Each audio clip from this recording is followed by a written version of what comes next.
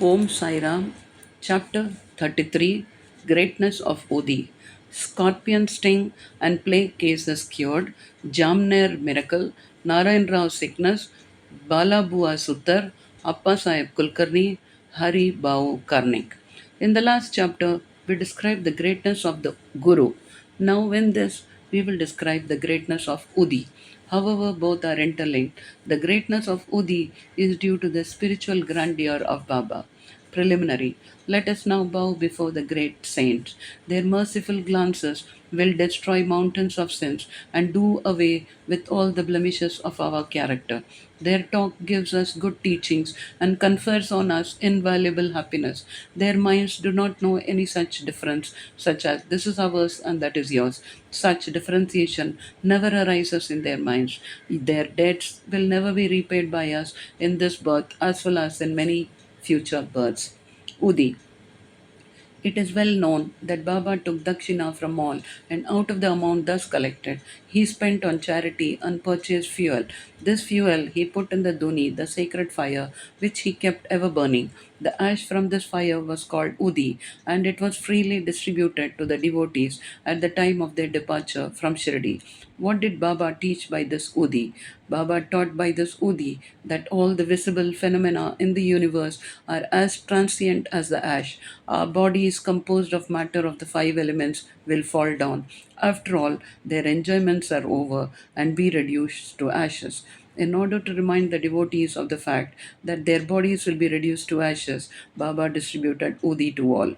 Baba also taught by Udi that Brahma is the only reality and the universe is ephemeral, and that no one in this world, be he a son, father, wife, is really us. We come here alone. We have to go from here alone. It has been found that the Udi cured many physical and mental maladies, but Baba wanted to repeat into the devotees' ears the principles of discrimination between the unreal and the real. He taught non attachment for the unreal by his Udi and Dakshina. The former, Udi, taught us discrimination, and the latter, Dakshina, taught us non attachment. Unless we have these two things, it is not possible for us to cross over the sea of mundane existence. So Baba asked for Dakshina, and while the devotees took leave, he gave Udi as prasad, besmeared some of it on their foreheads, and placed his boon conferring hand on them. When Baba was in a cheerful mood, he used to sing merrily. One such song was about Udi. The meaning of the song was, O playful Ram, come, come, and bring with you sacks of Udi. Baba used to sing in very clear and tender notes. So, besides the spiritual implication of Odi, it also has its material significance. It conferred health, prosperity, freedom from anxiety, and many other worldly gains. So, the Udi has helped us to gain both our ends, material as well as spiritual. We shall now begin with the stories about the Udi. Scorpion sting. Narayan Motiram Jani of Nasik was a devotee of Baba. He was serving under another devotee of Baba by name Ramchandra Vaman Modak. Once he went to Shirdi with his mother and saw Baba. Then Baba himself told her that her son should start independent business. Some days after, this prophecy turned true. Narayan Jani left service and started a boarding house, Anand Ashram, which thrived well. Once a friend of this Narayan Rao was stung by a scorpion, and the pain caused by it was severe and unbearable. Udi is most efficacious in such cases. It is to be applied on the point of pain, and so Narayan Rao searched for it but found none. Then he stood before Baba's picture and invoked Baba's aids, chanted Baba's name, and taking out a pinch of the ashes of the joss stick burning in front of Baba's picture, and thinking it as Baba's Udi, applied it on the seat of pain and the sting. As soon as he removed his fingers, the pain vanished, and both the persons were moved and felt delighted. Bubonic plague case. Once a devotee in Bandra came to know that his daughter, who was staying in another place, was down with bubonic plague. He had no Udi with him, so he sent word to Nana Sahib Chandurkar to send the same. Nana Sahib got this message en route Thana's railway station when he was travelling with his wife to Kalyan. He had no Udi with him then. He therefore took up some dust from the road, meditated upon Sai, and invoked his aid, and applied it to his wife's forehead. The devotee was very glad to learn that his daughter, who was suffering for 3 days, began to improve from the very moment Nana Sahib invoked Baba Sahib near the Tana railway station. The Jamner miracle. In the year 1904-05, Nana Sahib Chandurkar was Mamlatdar at Jamner in the Khandesh district, which is more than 100 miles from Shirdi. His daughter Mainatai was pregnant and was due to deliver. Her case was very serious and she was suffering from labor pains for the last 2 or 3 days. Nana Sahib tried all remedies but in vain. He then remembered Baba and invoked his aid. There in Shirdi, one Ramgir Bua, whom Bapu called Bapu Girgua, was leaving for his native place in Khandesh. Baba called him and told him to stop at Jamner on his way home and give the Udi and Arti to Nana Sahib. Ramgir Bua said that he had only rupees 2 with him, and this amount was barely sufficient for the railway fare up to Jalgaon, and it was not possible for him to go from Jalgaon to Jamner, a distance of about 30 miles. Baba assured him that he need not care, as everything would be provided for. Then Baba asked Shama to write a well known arti composed by Madhav Atkar, which is the arti, and translation of this is given at the end of the work, and gave a copy of it with Udi to Ramgir Bua to be delivered to Nana Sahib. Then, relying on Baba's words, Ramgir Bua left Shirdi and reached Jalgaon at about 2:45 a.m. He had only 2 annas left with him, and he was in a plight. To his great relief, he heard someone calling out, "Who is Bapu Girbua of Shirdi?" He went to him and told him that he was Bapu Girbua. Then the person professing to be sent by Nana Sahib took him to an excellent tonga with a good pair of horses. They both drove in it. The tonga ran fast, and early in the morning they came to a brookland. The man took the horses for watering them, and he asked Rambir Bua to partake of some eatables. On seeing the beard, mustache, and the livery of that person, Ramgir Bua suspected him to be Muslim and was unwilling to take any refreshments from him.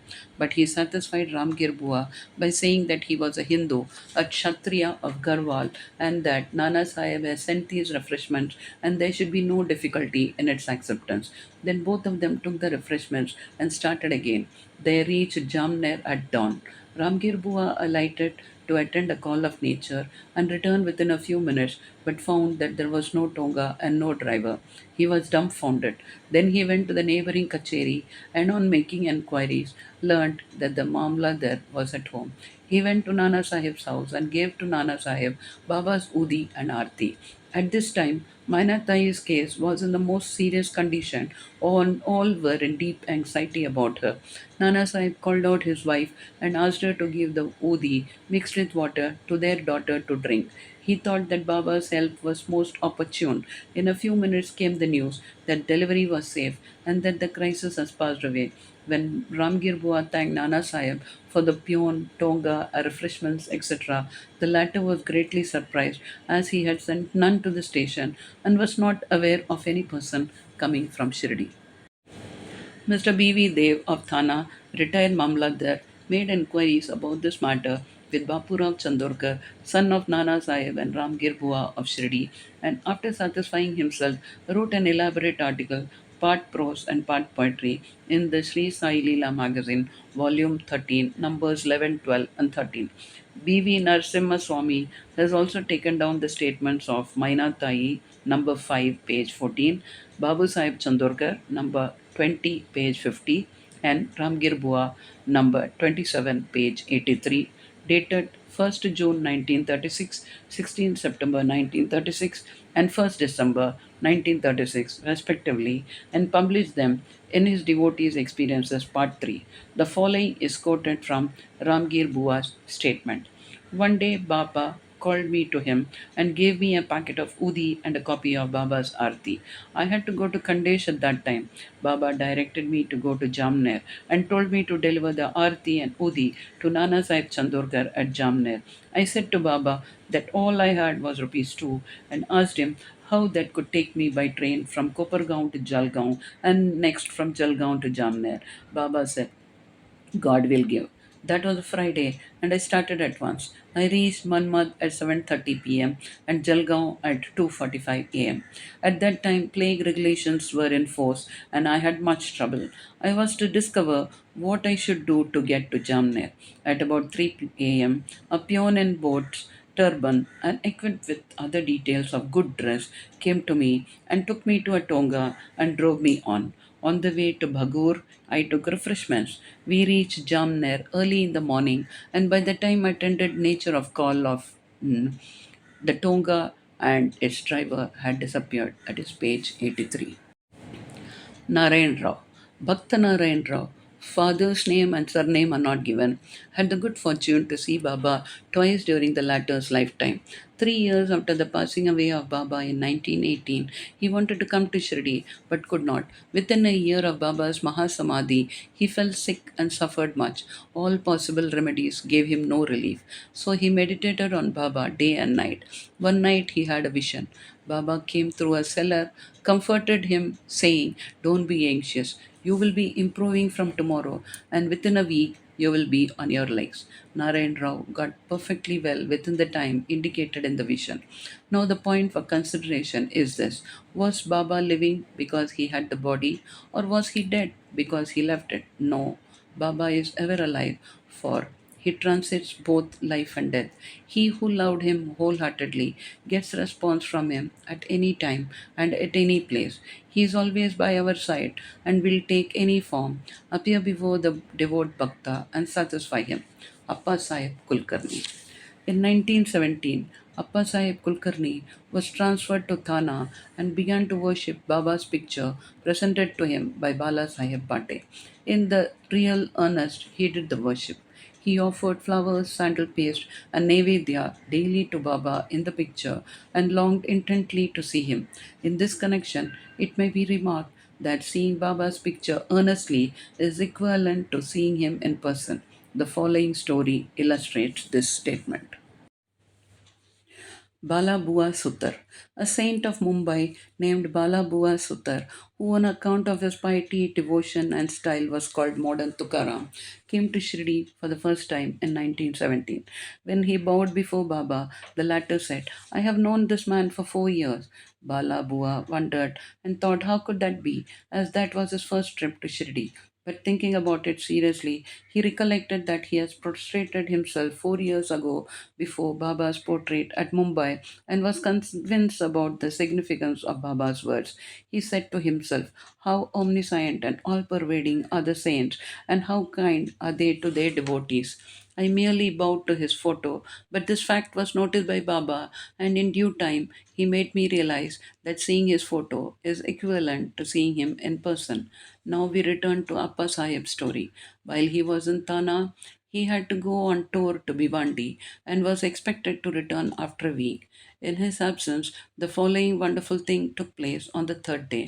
At noon, a fakir turned up at Appa Sahib's house. His features resembled exactly those of Baba's photo.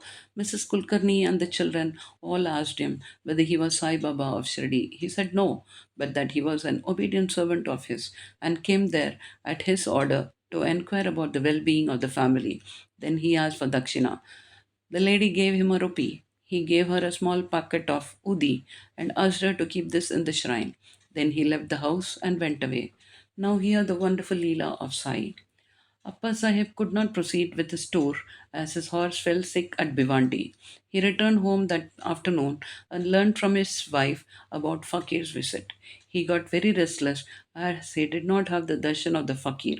Moreover, he did not like that only 1 rupee was paid to him as dakshina. He said that had he been present, he would have paid not less than 10 rupees. Then immediately started in quest of the Fakir and searched for him in the masjid and other places without taking any food. His search was in vain. He then returned home and took his food. The readers may remember here Baba's dictum in chapter 32 that God's quest should not be made on an empty belly.